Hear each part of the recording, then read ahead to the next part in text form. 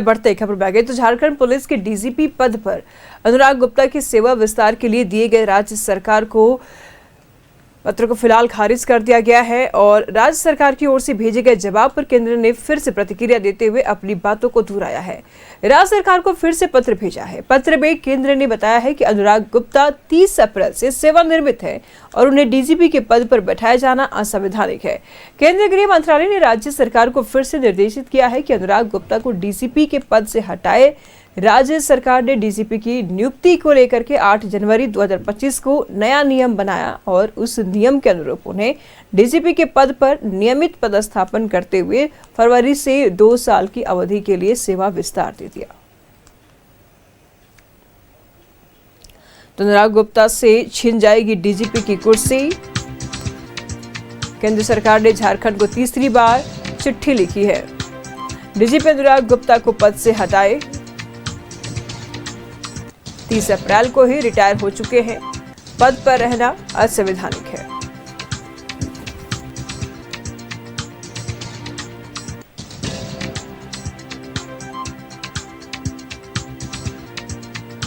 Jharkhand police के DGP पद पर अनुराग गुप्ता की सेवा विस्तार के लिए दिए गए राज्य सरकार के तर्कों को केंद्र ने एक सीरियसली खारिज कर दिया है।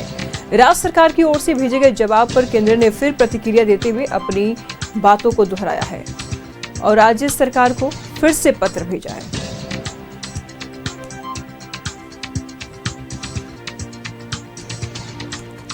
तो पत्र में केंद्र ने बताया है कि अनुराग गुप्ता 30 अप्रैल से सेवानिवृत्त है और उन्हें डीजीपी के पद पर बैठाया जाना असंवैधानिक है।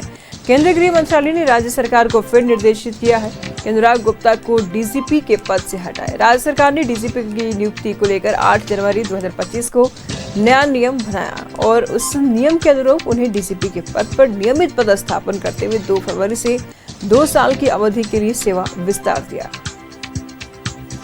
तो केंद्र सरकार ने झारखंड को एक बार फिर से पत्र भेजा है डीजीपी अनुराग गुप्ता को हटाने के लिए पद से। रिटायर होने के बाद डीजीपी अनुराग गुप्ता अभी भी डीजीपी के पद पर हैं और ऐसे में केंद्र का ये कहना है कि अगर रिटायर हो गए हैं तो ये असंवैधानिक है।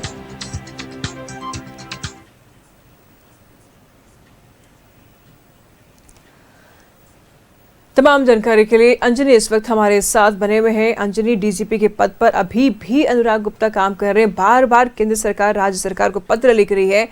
रिटायर होने के बाद भी ये भी कहा जा रहा है कि अगर पद पर है काबिज तो ये असंवैधानिक है। कैसी मोहमाया है अनुराग गुप्ता से राज्य सरकार को?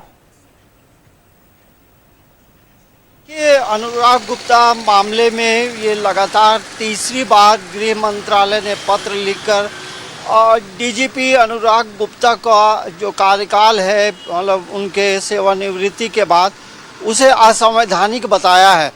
जाहिर सी बात है, गृह मंत्रालय ने यदि पत्र लिखा है तो नियमों के अनुसार ही तमाम चीज़ें गृह मंत्रालय की तरफ से भेजा जा रहा है। लेकिन राज्य में देखेंगे, झारखंड में डीजीपी मामले को लेकर इस तरह से पहले भी कहा गया है कि इसको लेकर इसमें नियमावली में परिवर्तन किए गए हैं जनवरी के महीने में जी। तो जाहिर सी बात है और राज्य सरकार जो है अपनी बातों को रख रहा है, केंद्र सरकार गृह मंत्रालय अपनी बातों को रख रहा है। उसमें हम देखेंगे तो नियमों के अनुसार गृह मंत्रालय पत्र लिख रहा है। लेकिन अनुराग गुप्ता को लेकर, डीजीपी को लेकर के राज्य सरकार लगातार जो है चीज़ों की अनदेखी कर रहा है, ऐसा प्रतीत होता है जी। और यही वजह है कि जब कल पत्र आया है तो अचानक जो है एक हाई लेवल मीटिंग भी हुई है। उस मीटिंग के बाद क्या फलाफल निकला है ये सामने निकल कर नहीं आया है। लेकिन डीजीपी मामले को लेकर राज्य में बीजेपी भी लगातार हमलावर है और हर दिन कोई ना कोई नेता इस मामले को लेकर बड़े बड़े बयान देते हैं। उसके ठीक उलट जो है जो सत्ता पक्ष है उसके तरफ से भी बयानबाजी होते हैं।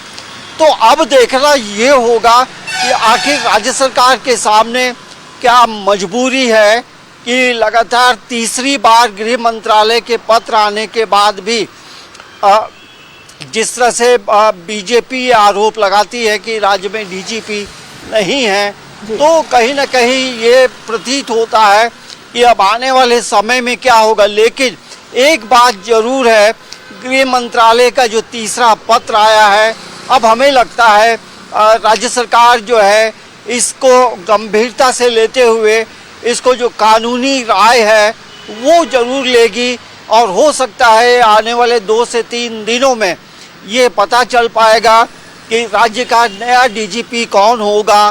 तो ये एक बड़ा सवाल है और यही वजह है बीजेपी लगातार हमलावर है। ठीक है, नजर बनाए रखिएगा अंजनी, लगातार हम आपसे जानकारी लेते रहेंगे। बहुत शुक्रिया तमाम जानकारियों के लिए।